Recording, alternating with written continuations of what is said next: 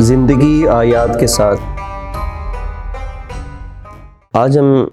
جس موضوع پر بات کرنا چاہ رہے ہیں وہ ہماری محافل، ہماری مجالس اور ہماری دینی گفتگوؤں میں بار بار بیان ہونے والا موضوع ہے، لیکن افسوس کہ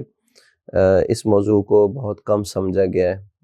اور وہی موضوع ولایت کا موضوع ہے۔ ولایت جو قرآن مجید کا بھی ایک بنیادی اور نہایت اہم عنوان ہے، اور اسلامی تعلیمات کی روح میں رچا بسا ہوا ایک تصور ہے۔ سب سے پہلے ولایت کے لغوی مفہوم کو سمجھتے ہیں، جس کا مطلب ہے کہ دو چیزوں کا اس قدر قریب ہونا، اس طرح ایک دوسرے سے متصل اور پیوستہ ہونا کہ کوئی تیسری چیز ان دونوں کے درمیان حائل نہ ہو سکے، انہیں جدا نہ کر سکے۔ یعنی امام اور ماموم کے درمیان ایک ایسا رشتہ قائم ہو جائے کہ کوئی طاقت، کوئی فتنہ، کوئی خوف، کوئی مفاد اس ماموم کو، اس مومن کو اپنے امام سے جدا نہ کر سکے۔ اب آئیے دیکھتے ہیں کہ یہ رشتہ ولایت کن بنیادوں پر قائم ہوتا ہے۔ یہ رشتہ ولایت صرف ایک جذباتی تعلق نہیں ہے، صرف ایک جذباتی نعرہ نہیں ہے، بلکہ یہ تین مضبوط رابطوں سے یہ رشتہ ولایت قائم ہوتا ہے۔ سب سے پہلے فکری رابطہ، قلبی رابطہ اور عملی رابطہ۔ جب ایک ماموم، ایک شیعہ اپنے امام کے ساتھ فکری طور پر ہم آہنگ ہو جائے، دل سے اس سے وابستہ ہو جائے اور عملی زندگی میں اس کے راستے پر چلنے لگے، تو پھر یہ رشتہ کمزور نہیں ہوتا، ٹوٹتا نہیں ہے، اور کوئی تیسری قوت اسے امام سے منقطع نہیں کر سکتی۔ اور یہی رشتہ صرف امام اور ماموم کے درمیان نہیں، بلکہ تمام مومنین کے درمیان بھی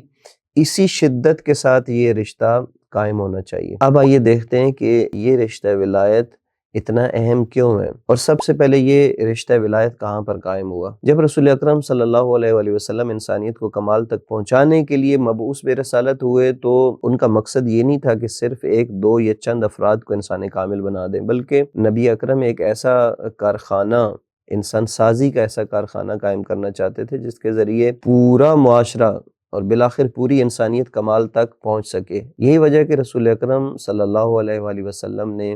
ایک اسلامی معاشرہ اور ایک اسلامی نظام کی بنیاد رکھی۔ اب اس اسلامی معاشرے، اس اسلامی نظام کی جب بنیاد رکھی، تو پاک پیغمبر کو ایک ایسے گروہ کی ضرورت تھی کہ جو گروہ نبی کے ساتھ 100% ہم آہنگ ہو، ہم فکر ہو، ہم دل ہو اور ہم کار ہو، ہم عمل ہو۔ یہ مومنین کا گروہ تعداد میں بہت قلیل تھا، اور اس کے مقابل باطل کا محاذ انتہائی قوی، طاقتور اور منظم تھا۔ اب نبی اکرم کی فکر یہ تھی کہ یہ جو قلیل مومنین فکری طور پر اور عملی طور پر جو مد مقابل محاذ ہے، اس کے اندر یہ تحلیل نہ ہو جائیں، اس کے اندر گم نہ ہو جائیں، اس کے اندر ہضم نہ ہو جائیں، تو ان کے لیے شدید اتصال کی ضرورت ہے۔ لہٰذا وہاں پر ضروری تھا کہ ان مومنین کے درمیان ایک ایسے شدید رشتے کو قائم کیا جائے جو انہیں ہر خطرے سے محفوظ رکھے۔ چنانچہ یہ رشتہ دو سطحوں پر قائم ہوا۔ ایک یہ تھا کہ مومنین کا اپنے امام، قائد، رہبر اور نبی کے ساتھ فکری، قلبی اور عملی رابطہ، اور دوسرا تمام مومنین کا آپس میں شدید وابستگی اور پیوستگی کا رشتہ۔ قرآن مجید اسی رابط اور اسی وابستگی اور اسی اتصال کا نام ولایت رکھتا ہے، اور رہبر معظم نے ایک بہت ہی خوبصورت مثال سے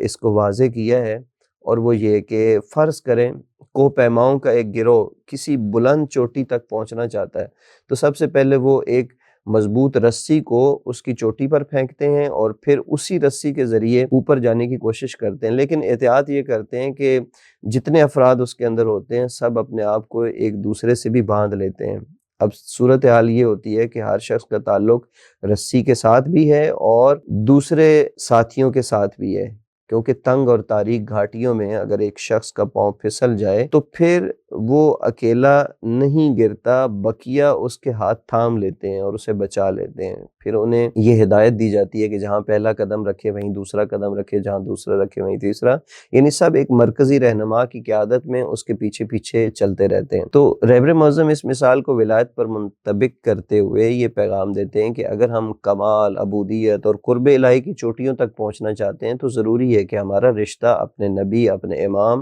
اور اپنے رہبر سے انتہائی مضبوط ہو، اور مومنین کا آپس میں بھی رشتہ بہت مضبوط ہوتا کہ ہم اس سفر میں کسی ظلمت، کسی گمراہی، کسی سرکشی یا کسی انحراف کی گہری کھائی میں نہ گریں۔ لہٰذا یہ ولایت ہمیں تنہا نہیں چھوڑتی، یہ ولایت ایک جماعت بناتی ہے، ایک قوت بناتی ہے اور منزل تک محفوظ پہنچاتی ہے۔ یہی ولایت انبیاء کی سنت ہے اور یہی مومنین کی شناخت ہے اور یہی اسلامی معاشرے کی بقا کی ضمانت ہے۔ والسلام علیکم ورحمۃ اللہ وبرکاتہ۔